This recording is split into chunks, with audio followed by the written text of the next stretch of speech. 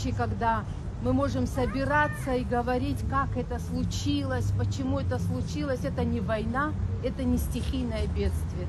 Это результат нашего равнодушия, нашей безответственности, нашего безразличия и нашего отношения к нашей культуре, к нашей истории, к нашей памяти. Это результат нашей жизни сегодняшней, всех, кто живет, всего этого нашего поколения.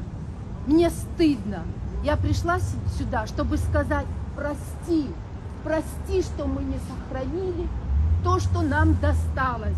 И сказать всем, и будущему нашему поколению, сказать: простите, что мы вот такие равнодушные, безответственные оказались сегодня здесь, на этом месте. И в первую очередь я хочу сказать, что это безответственность нашего руководства, нашей власти, не только нынешней, это руководство всех времен. Я против того, чтобы мы просто посыпали пеплом голову. Мы знаем, кто виновен в этом. Мы знаем, что в этом виноваты конкретные люди. И вот здесь все мы выступаем, никто мы не называем, никого не называем. Ни один человек за все эти дни не сказал: я не справился с теми полномочиями, которые у меня были. Я не справился с этой ответственностью. И ни один человек не сказал: я складываю свои полномочия, простите, мой народ. Ни один человек. Это еще больше стыдно. Понимаете, стыдно, что произошло, и стыдно, что не нашлось мужественных людей, которые не смогли расстаться со своим креслом. Вот это трагедия наша.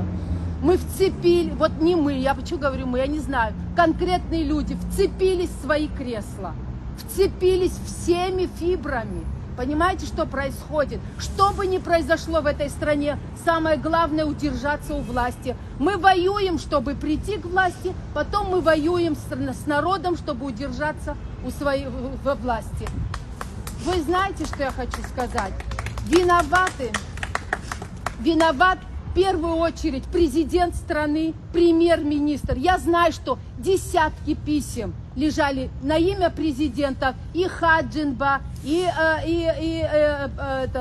Анкваб, будучи президентом, будучи премьером много лет. Александр Золотинскович палец о палец не ударил, чтобы это. Меня возмутило выступление президента, который дал поручение, исполняющей обязанности министра, собрать информацию, сколько было сделано для культуры. Это как надо разговаривать со своим народом, чтобы только искать оправдания для своего места. Не сказать, что мы совершили, я надеюсь, что все эти письма на их имя мы покажем. Да, конечно, мы виноваты все. Кто там работал в этой галерее десятки лет, потому что надо было не спать, не есть, но не мириться с тем, что такое произошло. И в таком состоянии находились сотни, тысячи картин. Как можно было спать, как можно было ночью спокойно идти ложиться спать, зная, что это тот материал, который в самую первую очередь возгорается. Как можно было? Нельзя было этого делать. Я считаю, что кто-то скажет, что это мы политикой занимаемся. Если это политика, я буду заниматься такой политикой, чтобы в стране не были такие чиновники, которые не могут управлять страной. Я считаю, что да, не должны.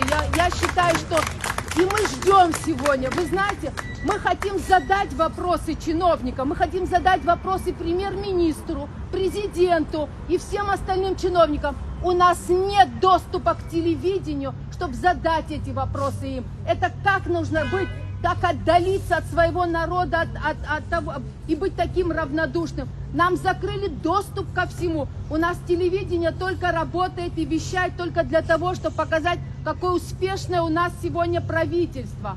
А у нас безуспешное государство. Может быть успешным правительство и быть безуспешным государством? Не может быть. Это говорит о том, что они боятся, что мы это публично зададим эти вопросы. Сегодня власть делает все, чтобы вести борьбу со своим собственным народом. Они хотят принять законы, чтобы нас заткнуть, чтобы мы молчали, чтобы мы не задавали вопросы, чтобы им не портили их комфортную жизнь, чтобы они могли ездить на 30-миллионных машинах, бронированных. Президент страны едет на машине в 30 миллионов рублей. Это важнее для нас, чем все наше достояние. Это важнее. Почему мы все молчим? Почему мы не можем называть всех по именам? Почему? Что с нами произошло? Почему мы всех мажем одной краской? Есть виновные, есть преступления. И преступники должны ответить за это. Это преступление сегодня, что с нами произошло. Это, я еще раз скажу, не стихийное бедствие. И за это преступление люди должны отвечать. И мы будем, да, мы соберем деньги, как в тот день, когда туда пришли не люди, которые, да, там были разные люди, но там эти молодые, которые не ждали, не имели отношения к Национальной галерее. Они пришли туда, они вытаскивали эти оставшиеся картины. Точно так же мы соберем деньги, мы сделаем все, что надо, мы сохраним память нашу, мы соберем, купим эти картины, которые можно купить будет в других странах. Но мы не сможем исправить ситуацию никогда, если мы вот так будем относиться к тому, что происходит в нашей стране. Я вас очень прошу, не будьте равнодушными, не сидите дома в креслах. Боритесь с плохими чиновниками. Это они нашу жизнь портят. Это они нас лишают нашего наследия. Потому что мы находимся у черты.